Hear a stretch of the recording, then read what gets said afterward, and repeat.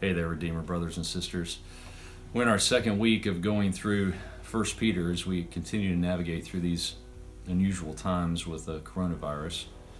We're all keeping up with the news, wondering what will happen next and what the next update will reveal. It's tempting at times to worry and be in despair about this situation that has changed our daily lives in so many ways.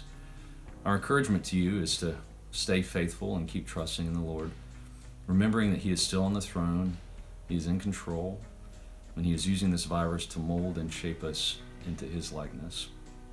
So let's respond well, not just on the surface and just to keep up appearances, but let's strive for genuine contentment through faith in Christ. Our passage for today is 1 Peter 3:18 verses 22, which describes our victorious Christ exalted through suffering. So far, Peter has been reminding us of our salvation and what it means, how it is significant in our daily lives, and what our lives should look like in light of this salvation. The middle of chapter 3 is really at the beginning of a new section in the outline of 1 Peter as we transition to talking more about Christian suffering and the importance of it. There are three main focuses of these verses in chapter 3 that I want to share with you today.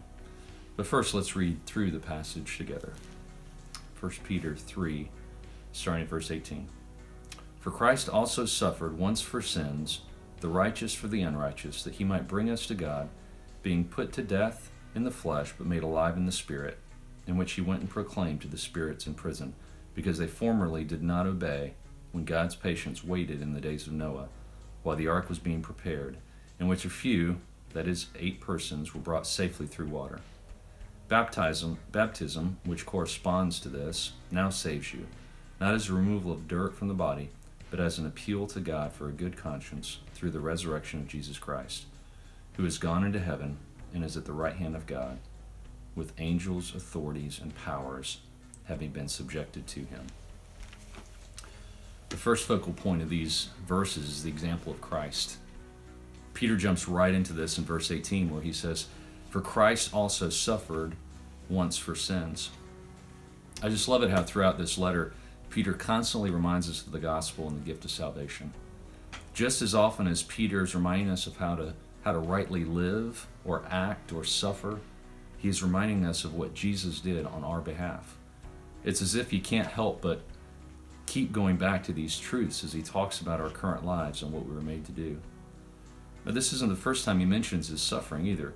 He actually mentions it back in chapter 2, verse 21, where he says, Christ also suffered for you, leaving you an example. The point is to be encouraged because as Christ suffered for your sake, you also can persevere through suffering. He is our example in His response to suffering, which was much greater than we can humanly imagine, is to be followed.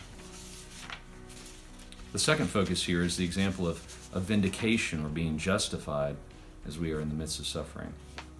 Here, Peter reminds us of the example of Noah, who obeyed God's commands to build an ark in preparation for a worldwide judgment on the evil of his time. Noah was committed to following God's instructions in the midst of a community that had blatant disregard for God's commands. There are a couple different interpretations of this section as to whether Noah or Jesus was the example of vindication, but either way, the point is that this is to be an encouragement to Christians that we too will be vindicated. In other words, our suffering for the sake of righteousness will be proven worthy and justified in our eternity with Christ. The last few verses in this section remind us that Christ, who formerly suffered on our behalf, is now exalted and seated on His throne. The same Jesus who humbled Himself to become a man and die a humiliating and gruesome death on a cross is now in a place of authority at the right hand of God. And along with that position of prominence is His rule and His dominion. Verse 22 says that angels, authorities, and powers are subjected to Him. Even the virus is subjected to Him. He's over all things, sovereign over the entire universe, and with all things under His authority. So in closing, my encouragement to you is to consider Jesus' example in the midst of suffering.